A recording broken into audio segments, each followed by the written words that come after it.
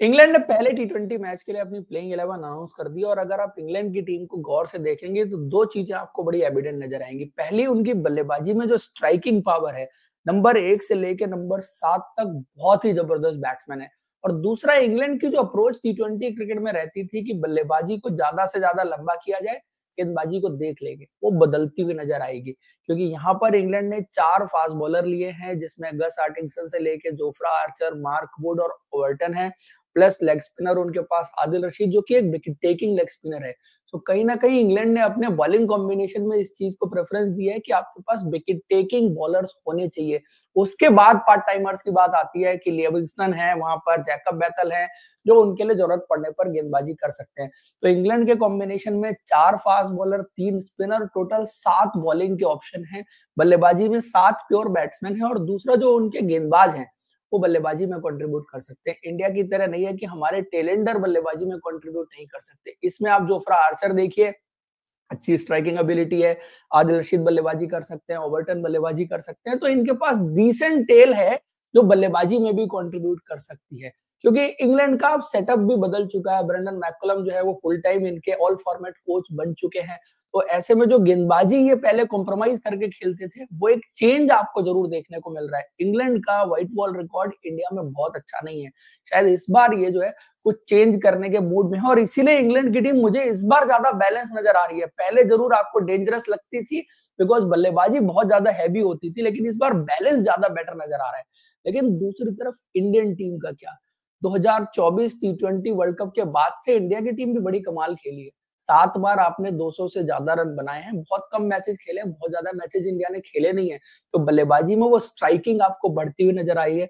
आप इस वक्त जो इंडिया का टॉप 4 है, इसमें अभिषेक शर्मा, संजू सैमसन, तिलक वर्मा और सूर्य कुमार यादव, इन 4 का अगर 2024 का रिकॉर्ड देखें तो 4,300 रन इन्होंने बनाए हैं, 9 सेंचुरी है, 26 50 है और लगभग 168 के आसपास का स्ट्राइक रेट है। तो इंडिया इस फ्रंट पर काफी स्ट्रांग हुई है कि बल्लेबाजों की हमारी स्ट्राइकिंग पावर जो है वो काफी स्ट्रांग हुई है। जो नए बल्लेबाज आए हैं वो फियरलेस क्रिकेट खेलते हैं, अच्छे स्ट्राइक रेट से खेलते हैं। ये पहले वाले 130-35 वाले स्ट्राइक रेट वाले बैट्समैन नहीं है। अब आप ज्यादातर का देखेंगे, जैसे अभिषेक शर्मा 172 का स्ट्राइक रेट है। कंसिस्टेंसी हो सकता है कि उनके साथ एक प्रॉब्लम रही हो, लेकिन बहुत ज्यादा टाइम वेस्ट नहीं करते, जो कि टी20 क्रिकेट की डिमांड है। और दूसरी इंपॉर्टेंट चीज कि टीम में डेप्थ लाने के लिए, वैरायटी लाने के लिए आपके पास ऑलराउंडर्स का आना जरूरी है। तो वहां पर भी आपके पास ऑलराउंडर्स आए हैं। For example Abhishek Sharma at the top left arm spinner के तौर पर बहुत हैंडी हो सकते हैं। शायद उतना ज्यादा उनको यूटिलाइज नहीं किया गया है अब तक टी20 क्रिकेट में, जैसे बाकी टीमें करती हैं। अब इंग्लैंड जो है वो जैकब बैथल को भी यूटिलाइज कर रही है, लिविंगस्टन को भी यूटिलाइज कर रही है। तो इंडिया को भी चाहिए कि अभिषेक शर्मा को अब जरूरत पड़ने पर उस तरह से जरूर यूटिलाइज करें। बिकॉज इंडिया अभी जो अपना कॉम्बिनेशन खिला रही थी, जिससे आपने साउथ अफ्रीका में जीत हासिल की थी, उसमें 7 नंबर अक्षर पटेल हैं, 8 नंबर जो है वो रवि बिश्नोई है, 9 नंबर वरुण चक्रवर्ती हैं। तो 3 स्पिनर के कॉम्बिनेशन के साथ आप खेल रहे थे। लेकिन यहाँ पर ये नहीं हो पाएगा बिकॉज ड्यू बहुत इंपॉर्टेंट रोल प्ले करेगी।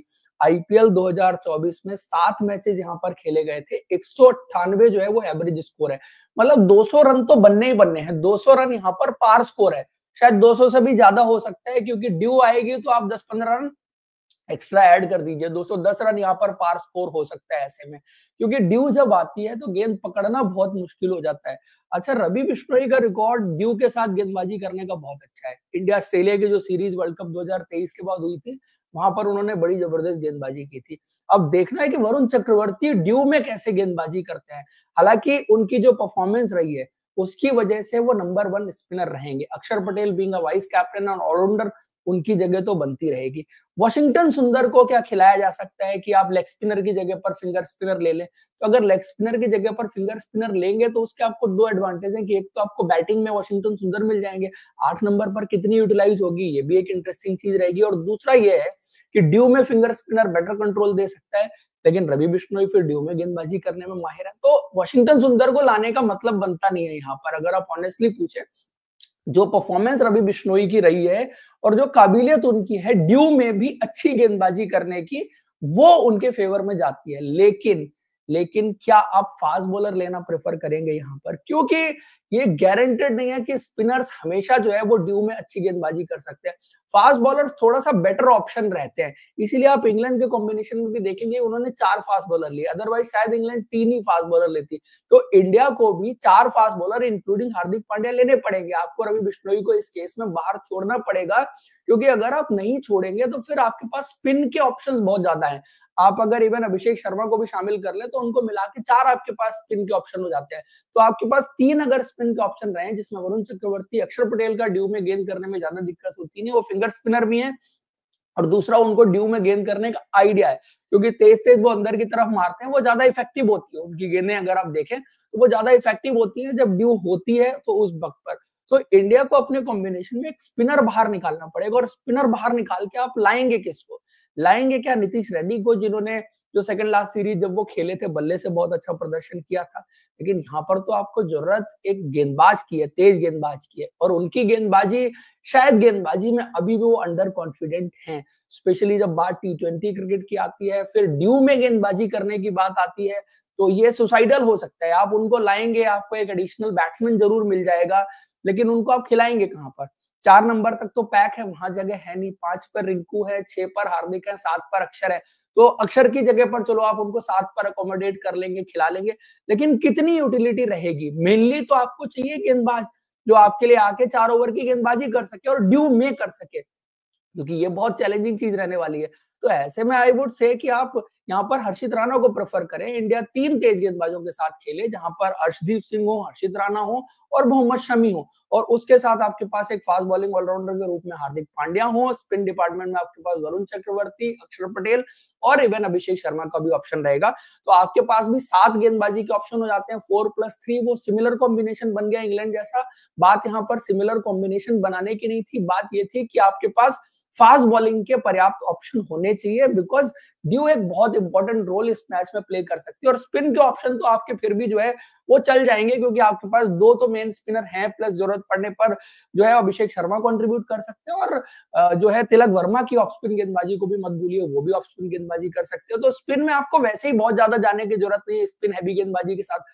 साउथ अफ्रीका में आप गए थे क्योंकि वहां पर आपके पास फास्ट बॉलर एक तो उस कैलिबर के नहीं थे जो उन विकेट्स पर बहुत अच्छा कर सकते थे, इसीलिए आप लिमिटेड फास्ट बॉलर के साथ खेल रहे थे। क्योंकि साउथ अफ्रीका में आपके पास आवेश खान का होना, यश दयाल का होना, या विजय कुमार वैसे जिन्होंने डेब्यू नहीं किया था, तो उन पर आप उतना ट्रस्ट नहीं कर पा रहे थे जितना ट्रस्ट आप शायद अपने मैच विनर्स वरुण चक्रवर्ती और रवि बिश्नोई पर कर पा रहे थे, अक्षर पटेल पर कर पा रहे थे, क्योंकि इन्होंने आपको वो सारे मैचेस जिता दिए। इसलिए इंडिया के कॉम्बिनेशन में ये डेस्परेट चेंज मैं कहूंगा, बिकॉज कंडीशंस ऐसी हैं और कंडीशंस की डिमांड जो है वो ये कहती है।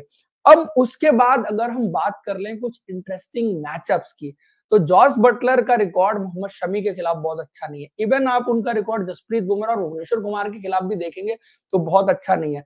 अर्ली इन द इनिंग में चांस बनता है, लेकिन इस बार वो ओपन नहीं कर रहे। ये बड़ी इंटरेस्टिंग चीज है कि वो ओपन नहीं कर रहे, बट उनको ओपनिंग पे जल्दी लाया जा सकता है, क्योंकि दूसरी तरफ जो बेन डकेट है, लेफ्ट हैंडर है, जो ओपन करने के लिए आएंगे, उनको 3 पारियों में 2 बार left arm fast bowler out कर चुका है। तो अर्शदीप सिंह का उनके खिलाफ मैचअप अच्छा रहेगा। जल्दी बेन डकेट को आउट करो और जॉस बटलर को लेके आओ, देन मोहम्मद शमी जो है वो उनको आउट कर सकते हैं। ये मैचअप्स हैं बेसिकली जो टी20 क्रिकेट में काफी इस्तेमाल किए जाते हैं। वरुण चक्रवर्ती और अक्षर पटेल का भी रिकॉर्ड जो है वो जॉस बटलर के खिलाफ अच्छा है, उन्होंने इस खिलाड़ी को आउट किया है। बट दूसरी तरफ अगर आप इंडिया के खिलाफ मैचअप में आ जाएं, तो आदिल रशीद का रिकॉर्ड इस वक्त जो है वो लेफ्ट हैंडर्स के खिलाफ बहुत अच्छा है, और बहुत कम लेग स्पिनर आपको ऐसे मिलेंगे जिनका रिकॉर्ड आप लेफ्ट हैंडर के खिलाफ अच्छा देखेंगे। और इंडियन बैटिंग ऑर्डर में लेफ्ट हैंडर है भी कई सारे। ऊपर आप देखो अभिषेक शर्मा है, उसके बाद तिलक वर्मा है, उसके बाद रिंकू सिंह है, देन अक्षर पटेल है, वाशिंगटन सुंदर तो शायद नहीं खेलेंगे, तो फिर भी 4 जो है वो लेफ्ट हैंड बैट्समैन है जिनके खिलाफ उनका रिकॉर्ड बहुत अच्छा है। इवन आर्चर का रिकॉर्ड भी बहुत अच्छा है। तो अभिषेक शर्मा को जोफ्रा आर्चर से बच के रहना पड़ेगा। 8 बार उन्होंने 16 पारियों में लेफ्ट हैंडर्स को आउट किया और इकोनॉमी उनका 7 के आसपास रहा है। फिर अगर इंडियन बैटिंग की तरफ आ जाए, हार्दिक पांड्या रिसेंट में बड़ी जबरदस्त उनकी परफॉर्मेंस रही है, लेकिन अगर थोड़ा सा पहले चले जाएं तो स्पिनर्स के खिलाफ, स्पेशली लेग स्पिनर के खिलाफ और लेफ्ट आर्म स्पिनर के खिलाफ उन्होंने काफी स्ट्रगल किया है। 108 का स्ट्राइक रेट उनका लेग स्पिनर के खिलाफ रहा है और 82 का स्ट्राइक रेट उनका लेफ्ट आर्म स्पिनर के खिलाफ रहा है। सेम सूर्य कुमार यादव के साथ भी लेफ्ट आर्म स्पिनर के खिलाफ उनका स्ट्राइक रेट 103 का है। जिस बल्लेबाज का जो है वो ओवरऑल स्ट्राइक रेट 170 का है, बट लेफ्ट आर्म स्पिनर के खिलाफ 2023 से उसका जो है वो 103 का स्ट्राइक रेट रहा है। तो कहीं ना कहीं एक मैचअप तो जरूर बनता हुआ आपको नजर आने वाला है। और यहाँ पर अगर आप वैसे देखें जो मैचेस दिन में होते हैं तो स्पिनर्स का इकोनॉमी ईडन गार्डन के मैदान पर अच्छा रहा है, आईपीएल में स्पेसिफिकली अगर आप बात कर लें। लेकिन चूंकि ड्यू वाला फैक्टर आता है, इसीलिए मुझे लगता है कि टीमें जो है वो पहले एक्स्ट्रा फास्ट बॉलर खिलाना प्रेफर करेगी, बाद में स्पिनर के बारे में सोचेगी। इंग्लैंड की टीम की एक और प्रॉब्लम रही है कि पावर प्ले में जो है वो इंग्लैंड का इकोनॉमी सबसे ज्यादा है। जो भी टेस्ट प्लेइंग नेशन है, टॉप कंट्रीज हैं, उनमें उनका 9 से ज्यादा का इकोनॉमी है। मतलब पावर प्ले में इंग्लैंड की टीम काफी मार खाती है। उन्होंने इन चीजों को ठीक करने की कोशिश की और इंग्लैंड ज्यादा बैलेंस टीम नजर आ रही है इस बार अगर आप देखें। हालांकि इंडिया की टीम भी है, बट शायद कहीं ना कहीं एक स्पॉट मुझे लगता है कि अभी भी ऐसा है।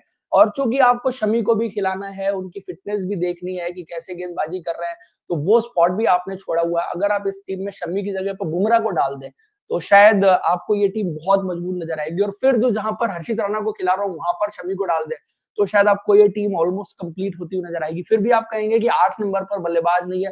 बल्लेबाज नहीं है मतलब वो सपोर्ट नहीं है। बेसिकली बल्लेबाज अब इंग्लैंड के पास भी नहीं है 8 नंबर पर बल्लेबाज, बट उनके पास ओवर्टन हो, आर्चर हो, ये सपोर्ट है कि वो थोड़े बहुत रन जरूरत पड़ने पर बना सकते हैं। बट हमारे पास नहीं है। अर्शदीप सिंह ने जो आपको साइंस दिखाए अभी, जैसे विजय हजारे ट्रॉफी पे एक 49 रन की पारी उन्होंने खेली थी, बाकी जो कुछ कुछ मौके उनको इंडिया के लिए मिले हैं तो उन्होंने चौके छक्के लगाए हैं। तो लेकिन फिर भी वैसा भरोसा नहीं देते जो आप आर्चर के साथ, ओबर्टन के साथ रिलेट कर सकते हैं, वो इंडियन टेल के साथ आप रिलेट नहीं कर सकते। करने को मोहम्मद शमी भी है, थोड़ा बहुत शॉट लगा सकते हैं, बट एक फिर भी एक पॉइंट रह जाता है जो और स्ट्रांग होने का स्कोप छोड़ के जाता है। तो इंडिया की टीम स्ट्राइकिंग में अच्छी हुई है, गेंदबाजी अच्छी हुई है, बट बैलेंस में अभी भी मेरे हिसाब से स्कोप बचा हुआ है जिसको और बेहतर किया जा सकता है। और इसीलिए ये जो इंडिया इंग्लैंड की सीरीज है ये बहुत इंटरेस्टिंग रहने वाली है। इंग्लैंड ज्यादा अच्छी तैयारी करके भी आई है, पहले आ गई है, पहले तैयारियां उन्होंने शुरू कर दी थी, उनका कैंप भी वहां पर दुबई में भी लगा था। सो इंग्लैंड, वैसे तो इंडिया घर पर खेल रही है और फेवरेट्स का बात अगर करें तो इंग्लैंड शायद मुझे लगता है कि यहाँ पर फेवरेट्स रहेगी इस सीरीज में। बाकी देखते हैं क्या होता है। आप सब भी बताइए कमेंट में आपको क्या लगता है, कौन सी टीम फेवरेट है, कौन सी टीम जीतने के चांसेस ज्यादा हैं। और बाकी प्लेइंग 11 में कुछ सजेशन आपके हैं तो कमेंट करके जरूर बताइए। वीडियो इन्फॉर्मेशन अच्छी लगी है तो लाइक और हमारे चैनल को सब्सक्राइब जरूर करें। Thank you, see you in next video.